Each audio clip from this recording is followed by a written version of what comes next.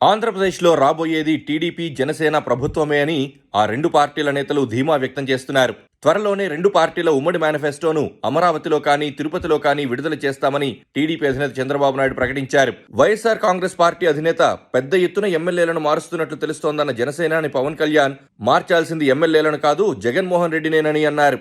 నారా లోకేష్ చేపట్టిన యువగలం పాదయాత్ర విజయోత్సవాన్ని పురస్కరించుకుని ఉత్తరాంధ్రలో ఏర్పాటు చేసిన యువగలం నవశకం బహిరంగ సభలో టీడీపీ జనసేన పార్టీల అగ్రనేతలు పాల్గొన్నారు.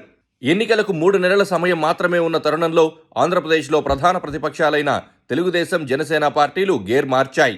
పాలక వైఎస్ఆర్ కాంగ్రెస్ పార్టీని వచ్చే ఎన్నికల్లో ఇంటికి పంపడమే లక్ష్యంగా రెండు పార్టీలు సంకల్పాన్ని రూపొందించుకున్నాయి. వైసీపీ వ్యతిరేక ఓటు చీల్చకూడదన్న లక్ష్యంతోనే జనసేన అధినేత పవన్ కళ్యాణ్ టీడీపీతో పొత్తు పెట్టుకున్నట్లు పదే పదే క్లారిటీ ఇస్తూ వచ్చారు.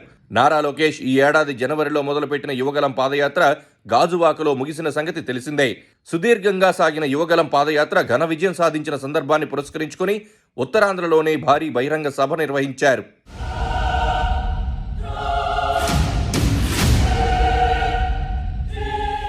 తెలుగుదేశం పార్టీ జాతీయ అధ్యక్షుడు చంద్రబాబు నాయుడు, జాతీయ ప్రధాన కార్యదర్శి నారా లోకేష్, సినీ నటుడు నందమూరి బాలకృష్ణ, టీడీపీ ఏపీ అధ్యక్షుడు అచ్చెన్నాయుడు, జనసేన అధినేత పవన్ కళ్యాణ్, జనసేన పీఏసీ చైర్మన్ నాదెండ్ల మనోహర్ తదితరులు ఈ సభలో పాల్గొన్నారు.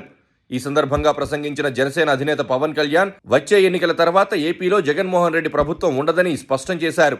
రాబోయేది ఖచ్చితంగా టీడీపీ జనసేన ప్రభుత్వమేనని అన్న పవన్ కళ్యాణ్ లోకేష్ పాదయాత్రను మెచ్చుకున్నారు.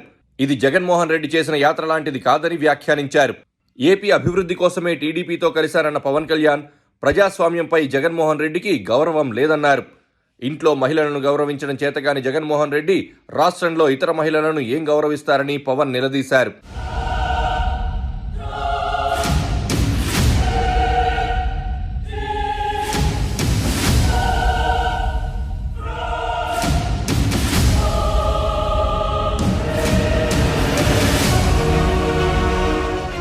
యువగలం యాత్రను దిగ్విజయంగా పూర్తి చేసిన నారా లోకేష్ మాట్లాడుతూ జగన్మోహన్ రెడ్డి అనుసరించేది రాజారెడ్డి రాజ్యాంగం అయితే తాను అంబేద్కర్ రాజ్యాంగం స్ఫూర్తితో రాజకీయాలు చేసేవాణ్ణని అన్నారు. చంద్రబాబు నాయుడు, పవన్ కళ్యాణ్లను చూస్తేనే జగన్మోహన్ రెడ్డికి భయమని లోకేష్ వ్యాఖ్యానించారు.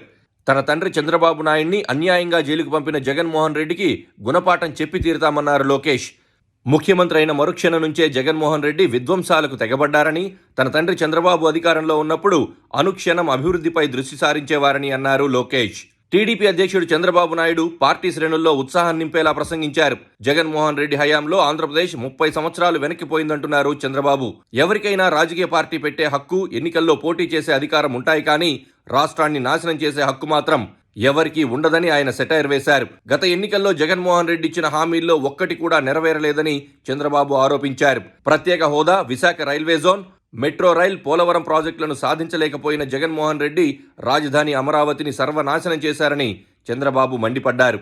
వచ్చే ఎన్నికల్లో పొరపాటున జగన్మోహన్ రెడ్డి పార్టీకి ఓటు వేస్తే రాష్ట్రం మరింతగా వెనకబడిపోయే ప్రమాదముందని చంద్రబాబు హెచ్చరించారు.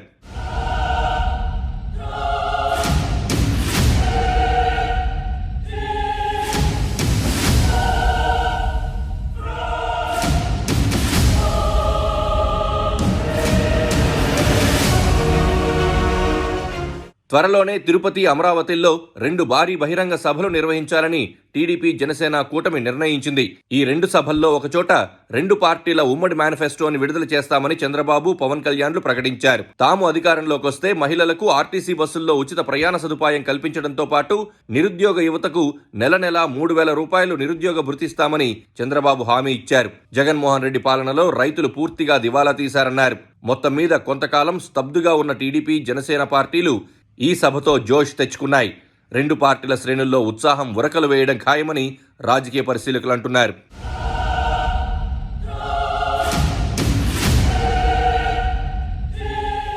Please subscribe to KTV Telugu. KTV Telugu. KTV Telugu. KTV Telugu. KTV Telugu. KTV Telugu channel.